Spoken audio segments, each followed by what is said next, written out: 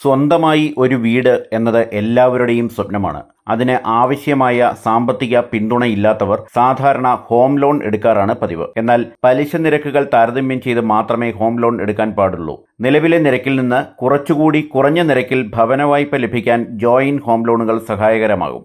എന്താണ് joint home loan? ഒന്നിലധികം വ്യക്തികൾ സാമ്പത്തിക ഉത്തരവാദിത്വം പങ്കിടുന്ന ഒരുതരം ഭവന വായ്പയാണ് ജോയിന്റ് ഹോം ലോൺ. പങ്കാളികൾ, മാതാപിതാക്കൾ, സഹോദരങ്ങൾ തുടങ്ങിയ കുടുംബാംഗങ്ങളെ ഒരുമിച്ച് വായ്പയ്ക്ക് അപേക്ഷിക്കാൻ ഇത് അനുവദിക്കുന്നു. ജോയിന്റ് ഹോം ലോണിൻ്റെ നേട്ടങ്ങൾ എന്തൊക്കെയാണ്? ഒന്നാമതായി, ഉയർന്ന തുക വായ്പയായി നേടാൻ ജോയിന്റ് ഹോം ലോൺ സഹായിക്കും എന്നത് തന്നെയാണ് ഇതിൻ്റെ പ്രധാന സവിശേഷത. വരുമാനം സംയോജിപ്പിക്കുന്നതുകൊണ്ട് ഉയർന്ന ലോൺ തുക നേടാൻ വായ്പാ അപേക്ഷകർക്ക് സാധിക്കും.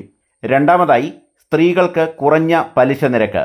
ചില സന്ദർഭങ്ങളിൽ പുരുഷന്മാരെ അപേക്ഷിച്ച് സ്ത്രീകൾക്ക് കൂടുതൽ അനുകൂലമായ ഭവന വായ്പ പലിശ നിരക്കുകൾക്ക് യോഗ്യത ലഭിച്ചേക്കാം. അതിനാൽ ഒരു ജോയിന്റ് ഹോം ലോണിന് ഒരു സഹ അപേക്ഷകയായി ഒരു സ്ത്രീ ഉണ്ടെങ്കിൽ കൂടുതൽ പ്രയോജനകരമായ പലിശ നിരക്കിൽ ലോൺ സുരക്ഷിതമാക്കാൻ കഴിയും. 3. കുറഞ്ഞ പ്രതിമാസ പേയ്മെൻറ്റുകൾ. സംയുക്ത വരുമാനം കാരണം വ്യക്തിഗത അപേക്ഷകരുമായി താരതമ്യപ്പെടുത്തുമ്പോൾ സംയുക്ത വായ്പക്കാർക്ക് സാധാരണയായി ഉയർന്ന വായ്പാ തുക ലഭിക്കും. എന്നിരുന്നാലും സാമ്പത്തിക പിരിമുറുക്കം ഒഴിവാക്കാൻ ഒരാളുടെ തിരിച്ചടവ് ശേഷിക്കുള്ളിൽ ഉത്തരവാദിത്വത്തോടെ കടം വാങ്ങുന്നതായിരിക്കും നന്ന്. 4. നികുതി ആനുകൂല്യങ്ങൾ.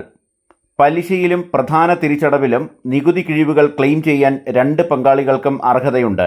ഇത് വായ്പയുടെ കാലയളവിൽ ഗണ്യമായ നികുതി ലാഭിക്കുന്നതിന് സഹായിക്കും. 5. മെച്ചപ്പെട്ട പലിശ നിരക്കുകൾ. ഒറ്റ അപേക്ഷകനെ അപേക്ഷിച്ച് ജോയിന്റ് ഹോം ലോണുകൾക്ക് ചില വായ്പാദാതാക്കൾ കുറച്ച് കുറഞ്ഞ പലിശ നിരക്ക് നൽകിയേക്കാം. വായ്പയെടുത്തവരിൽ 2 പേർക്കും വരുമാനമുള്ളതുകൊണ്ട് വായ്പ തിരിച്ചടയ്ക്കാനുള്ള അവരുടെ ശേഷി കൂടുതലായിരിക്കും എന്ന അനുമാനത്തിലാണ് ജോയിന്റ് ഹോം ലോണുകൾക്ക് ബാങ്കുകൾ മെച്ചപ്പെട്ട പലിശ നിരക്കിൽ ഹോം ലോണുകൾ നൽകുന്നത്. ആർക്കൊക്കെ ജോയിന്റ് ഹോം ലോണിന് അപേക്ഷിക്കാം? ജോയിന്റ് ഹോം ലോണിന് അപേക്ഷിക്കുമ്പോൾ വായ്പാദാതാക്കൾ മുന്നോട്ട് വെക്കുന്ന മാനദണ്ഡങ്ങൾക്ക് അനുയോജ്യമായ സഹ അപേക്ഷകരെ കണ്ടെത്തുക എന്നതാണ് ആദ്യപടി. പങ്കാളികൾ, മാതാപിതാക്കൾ, സഹോദരങ്ങൾ അല്ലെങ്കിൽ കുട്ടികൾ പോലും സഹ അപേക്ഷകരാകാം. വായ്പാ തുകയുടെ യോഗ്യത എന്താണ്?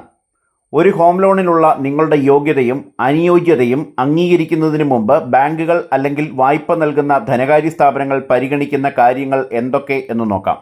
ഒന്നാമതായി, ക്രെഡിറ്റ് ചരിത്രവും സ്കോറും. ഉയർന്ന ക്രെഡിറ്റ് സ്കോർ ഉത്തരവാദിത്തമുള്ള ക്രെഡിറ്റ് മാനേജ്മെൻറ്റിനെ സൂചിപ്പിക്കുന്നു. കൂടാതെ കടം കൊടുക്കുന്നയാൾക്ക് ഡിഫോൾട്ടിൻ്റെ കുറഞ്ഞ റിസ്ക് നിർദ്ദേശിക്കുന്നു. 2. വരുമാനവും തൊഴിൽ സ്ഥിരതയും.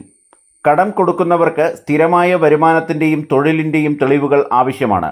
സാധാരണഗതിയിൽ ലോണിനായുള്ള നിങ്ങളുടെ തിരിച്ചടവ് ശേഷി അളക്കാൻ അവർ പേ സ്റ്റബുകൾ, ടാക്സ് റിട്ടേണുകൾ, ജോലിയുടെ കാലാവധി എന്നിവ സൂക്ഷ്മമായി പരിശോധിക്കുന്നു.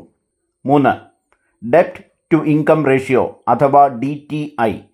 ഈ മെട്രിക് നിങ്ങളുടെ പ്രതിമാസ കടബാധ്യതകളെ നിങ്ങളുടെ മൊത്ത പ്രതിമാസ വരുമാനവുമായി താരതമ്യം ചെയ്യുന്നു. നിങ്ങളുടെ ലോൺ തിരിച്ചടവ് എളുപ്പത്തിൽ കൈകാര്യം ചെയ്യാൻ നിങ്ങൾക്ക് കൂടുതൽ വരുമാനം ബാക്കിയുണ്ടെന്ന് താഴ്ന്ന DTI സൂചിപ്പിക്കുന്നു.